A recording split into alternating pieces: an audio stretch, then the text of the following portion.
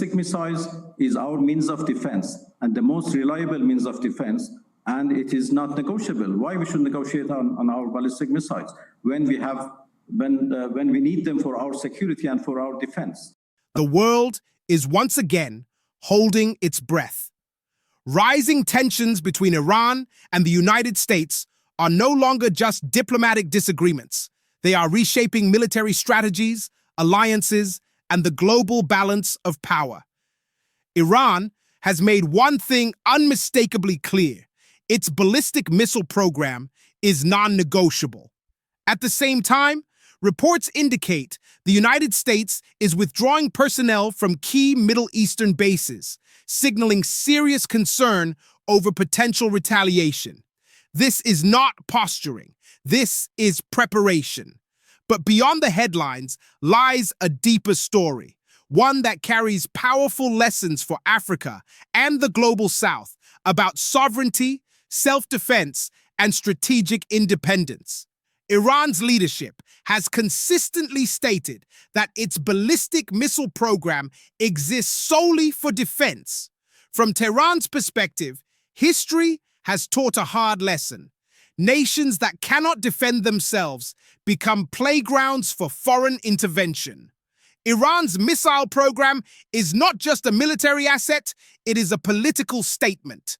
It communicates deterrence, self-reliance, and resistance to external pressure. In a region crowded with foreign military bases, Iran views its missile capability as the ultimate guarantee against invasion. For Iran, negotiations that demand disarmament are seen not as diplomacy, but as vulnerability. This mindset reflects a broader reality in global politics. Power respects strength, not promises. As tensions rise, reports indicate the United States has begun withdrawing troops from key locations, including Al Udeid Air Base in Qatar, the largest U.S. military hub in the region. Personnel have reportedly been ordered to leave amid warnings from Iran that U.S. bases would be targeted if Washington initiates an attack. This development matters because troop movements often reveal more than official statements ever do. Military planners do not move assets lightly. Evacuations suggest serious risk calculations are being made behind closed doors. It also signals that even the world's most powerful military takes Iran's capabilities seriously. While Western media focuses on Washington and Tehran, another player is quietly shaping events: China. Chinese cargo planes have reportedly headed to Tehran despite airspace restrictions, fueling speculation about the potential transfer of advanced air defense systems, including the HQ-9. If confirmed, this would significantly strengthen Iran's ability to counter airstrikes. China's involvement reflects a larger global shift. Beijing is not interested in ideology. It is interested in balance. Supporting Iran serves China's broader goal of limiting unilateral Western military dominance and promoting a multipolar world. This quiet coordination highlights how modern power is often exercised discreetly, not loudly. These events are not isolated. They are symptoms of a world transitioning away from a single dominant power toward multiple centers of influence. Iran's defiance, America's caution, and China's strategic positioning all point to a changing global reality. Nations are increasingly prioritizing self-defense, regional alliances, and technological independence. For decades, military superiority was centralized. Today, deterrence is becoming decentralized.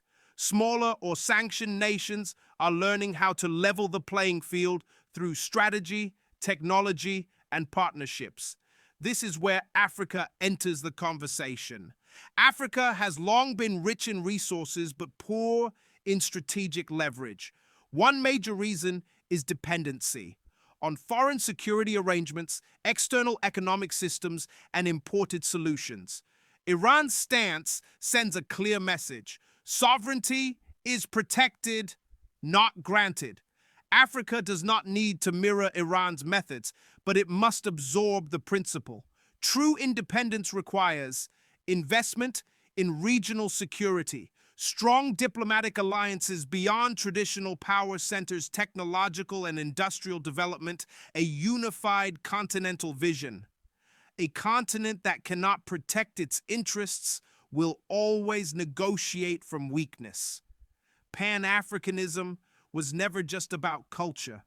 It was about power, dignity, and self-determination. In today's world, that vision must expand into geopolitics. Africa stands at a crossroads. As global powers compete, the continent must avoid becoming a battlefield for influence and instead position itself as a strategic force with its own agenda. A multipolar world creates opportunity, but only for those prepared to act with unity and confidence. Iran's declaration that its missile program is non-negotiable is not just a regional headline. It is a lesson in modern power dynamics.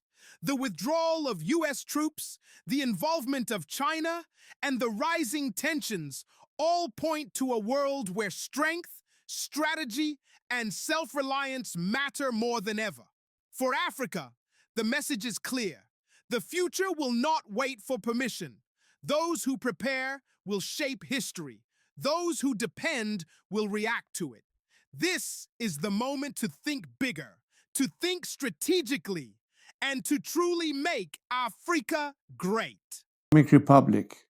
Iran is identified in your minds with terrorism, extremism, and poverty. The real Iran is a different Iran, a beautiful, peace-loving, and flourishing Iran. It is the Iran that existed before the Islamic Republic, and it is the Iran that will rise again from its ashes the day the Islamic Republic falls. So let me be clear about how a free Iran will act towards its neighbors and the world after the fall of this regime. In security and foreign policy, Iran's nuclear military program will end.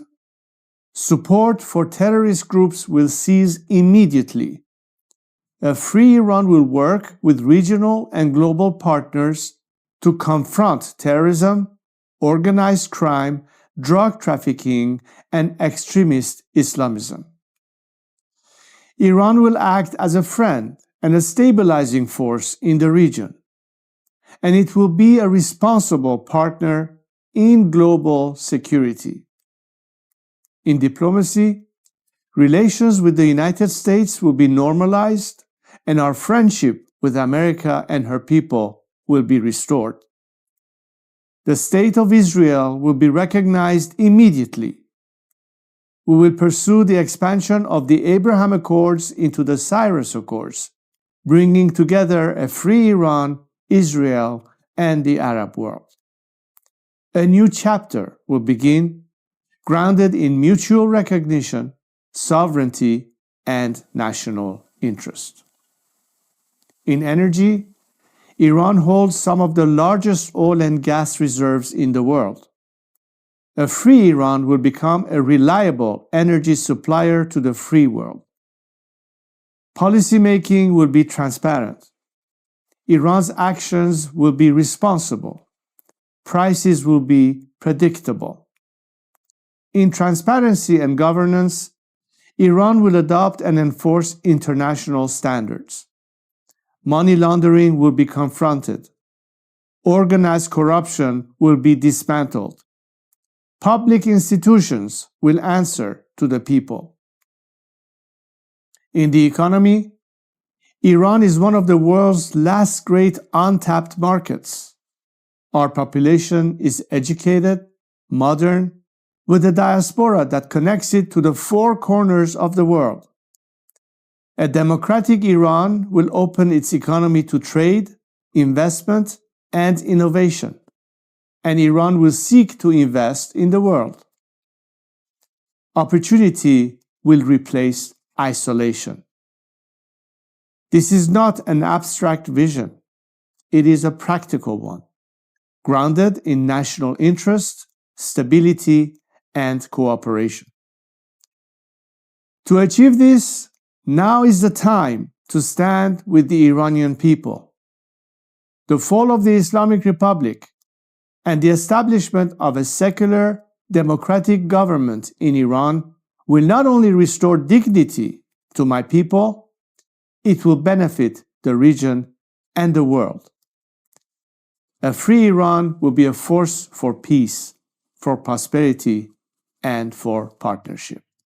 Thank you, Africa, Mama Africa. Oh, yeah. You make African great. Thank you, freedom. Thank you, Africa.